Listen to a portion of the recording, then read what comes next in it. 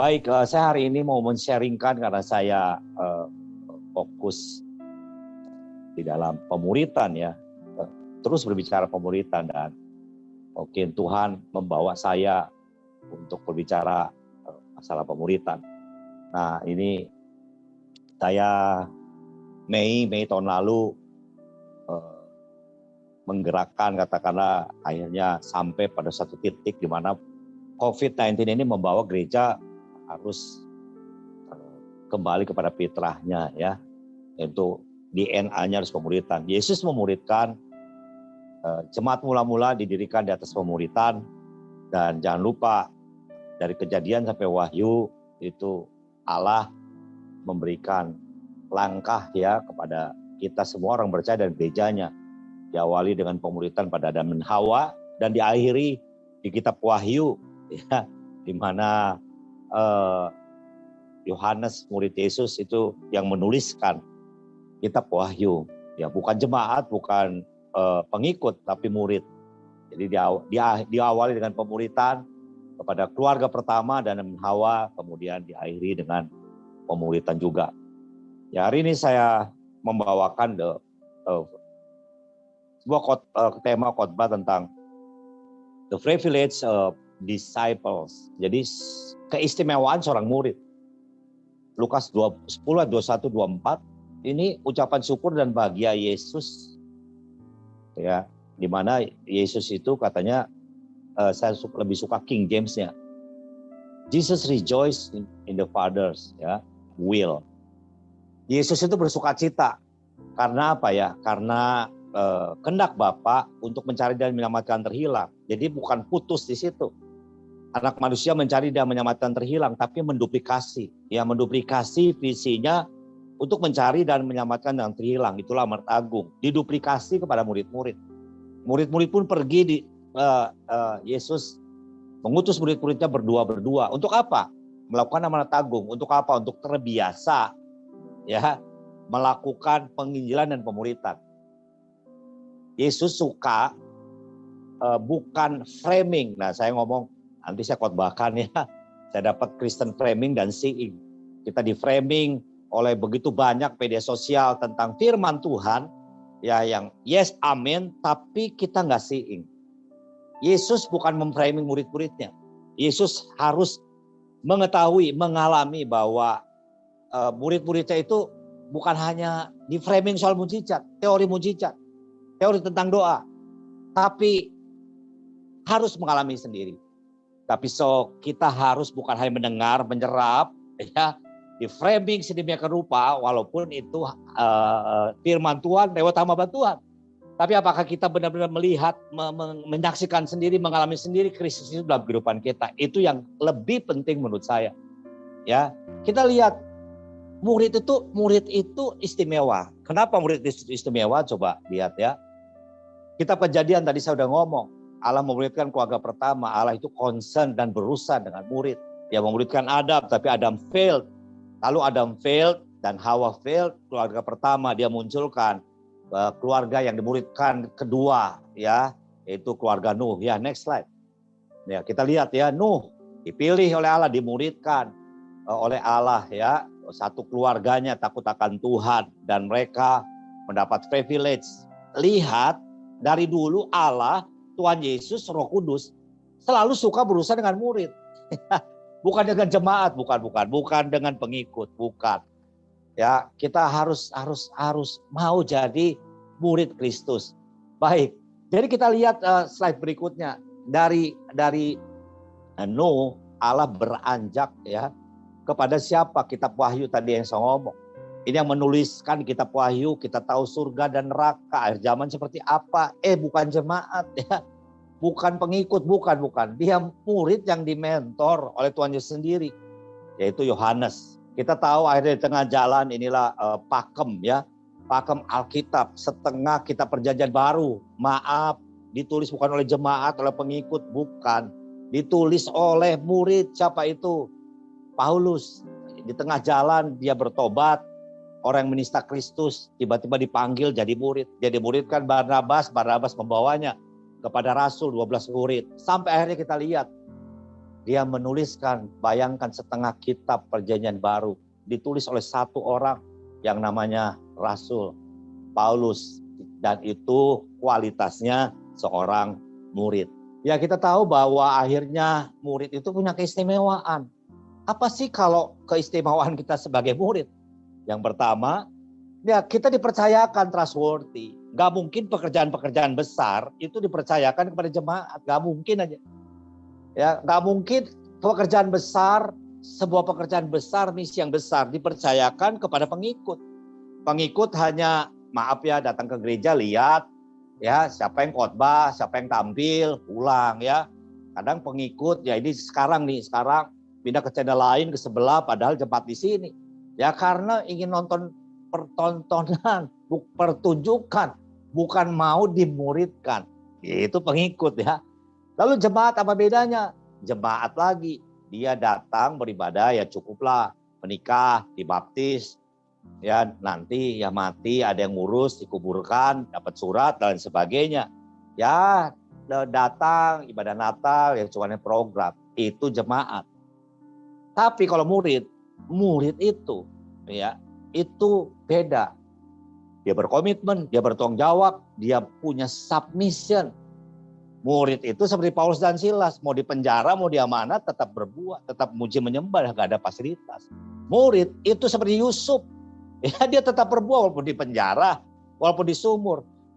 Kalau visi besar dari surga, kerjaan yang besar dari surga, dari Allah, ya, dari Tuhan Yesus secara kudus, gak pernah diberikan kepada pengikut dan jemaat, tapi dipercayakan kepada seorang murid.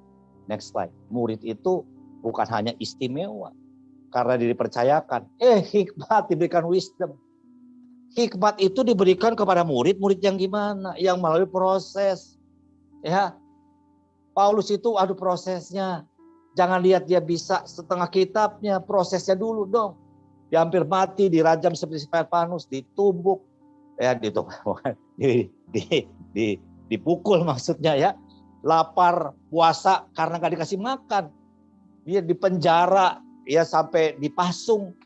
Waduh, dia udah dipukulin sampai hampir mati, padahal gak mati. Karam kapalnya. Tunggu dulu. Wisdom boleh aja.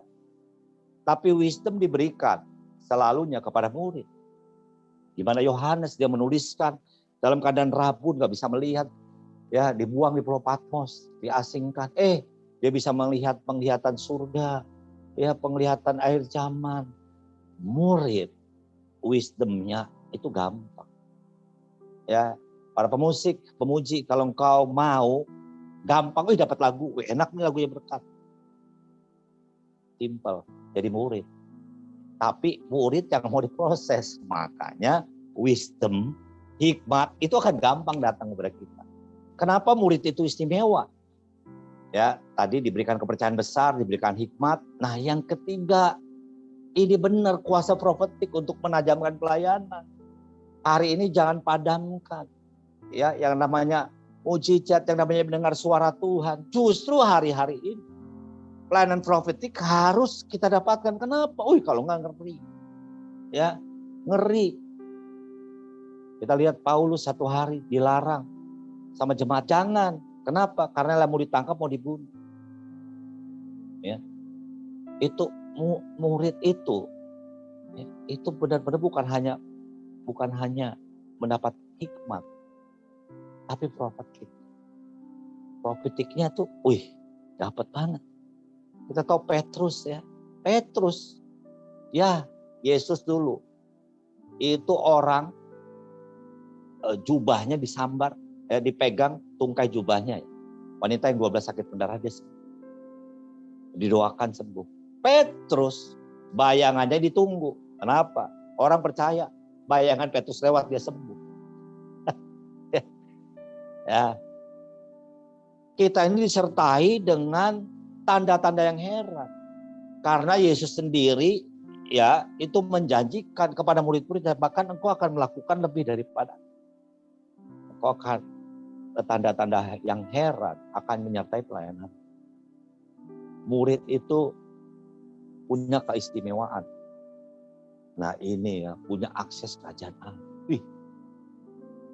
Apa akses kerajaan Allah? Kita punya PIN ke BCA, ya. Misalnya ya satu bank ya, jangan sebutkan mereknya. PIN, dia punya akses, ada PIN resmi. Oh iya terdaftar nih, kirim transfer, ya. Terus kalau ada transfer, wah diterima nih. Punya akses ke satu bank.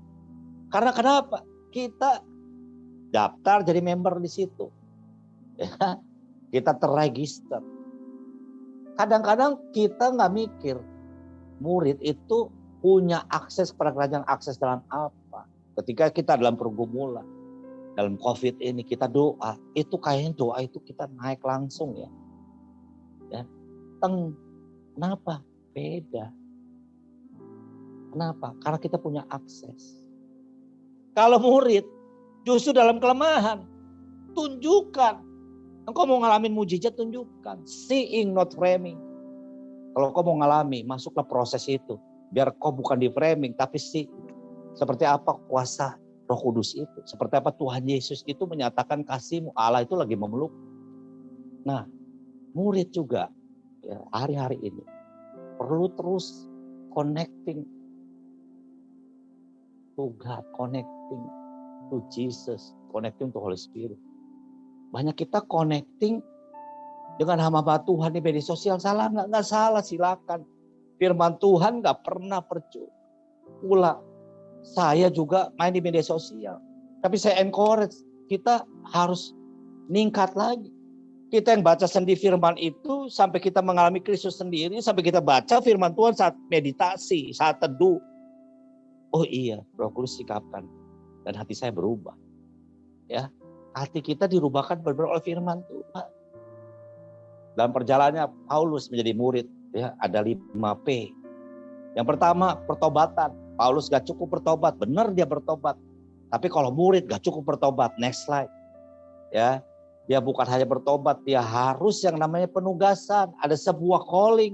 Saya gak tahu calling kalian masing-masing. Waktu saya bertobat, calling saya jadi jurnalis. Saya mau dapat Pulitzer, wartawan perang. Ya, atau saya waktu itu TV masih satu, TV swasta. Saya pengen jadi broadcaster lah. Ya, atau misalnya di kedutaan diplomatik ya. Karena saya pernah ikut orang tua menjadi korps diplomatik. Saya pingin, tapi enggak, penugasan saya jadi hamba Tuhan. Gak bisa saya jadi pendeta. Yang ketiga, ya terus murid itu mesti tahu bahwa dia bukan hanya penugasan. Ada sebuah proses, ini yang saya bilang, gak ada di jemaat, gak ada di pengikut. Ya, kalau murid ngerti proses, so what COVID ya kan? Bukan kita mau mendahului kita, enggak. Tapi COVID juga dipakai proses kita, bener enggak? Kita ini berjalan walk with God. Atau cuma kita datang ke gereja dengan firman, yes amin, yes amin. Cuman framing, bukan seeing. Sorry to say. Kalau murid percayakan pada Tuhan, kita sering khotbahkan, bagiku hidup adalah Kristus, mati adalah keuntungan. Ya udah mati aja, tapi bukan mencobai Tuhan, tetap prokes. Tapi untuk melakukan penugasan itu ngapain kita? Aduh nanti. Ya murid itu bukan hanya diproses. Ya, murid akan lihat ada penggenapan. Paulus akhirnya menggenapi apa yang ditugaskan. Dia punya jemaat, merintis jemaat. Ya, dia menulis tadi setengah kitab 14 dan perjanjian baru. Dan terakhir, murid itu kalau finish strong, setia, ya dia akan mendapatkan sebuah penghargaan, privilege. Ada sebuah mahkota yang diberikan kepada para murid yang setia. Nah ini lihat ya, ini kenapa Paulus bisa mencapai goal tadi, penggenapan tadi. Dan ada penghargaan, karena dia di tengah jalan bertemu dengan seorang mentor ya, yang memuridkannya, yaitu Barnabas. Dan Barnabas membawa Paulus untuk dimuridkan kepada Rasul, 12 murid Kristus. Slide-nya, murid itu punya keistimewaan. Ya, ini penghargaan nanti ini yang didapatkan oleh Paulus ya. Dan yang terakhir, murid itu ada penyertaan Tuhan. Matius 28, 19-20. Ayat ini sering dicaplok ya. Oh, begitu banyak pengikut jemaat. Tuhan akan menyertai kita. Tunggu dulu. Aku akan menyertai engkau sampai kepada kesudahan zaman. Aku akan menyertai engkau sampai kepada akhir zaman. Maksudnya apa? Ayat ini diberikan kepada orang yang mau pergi.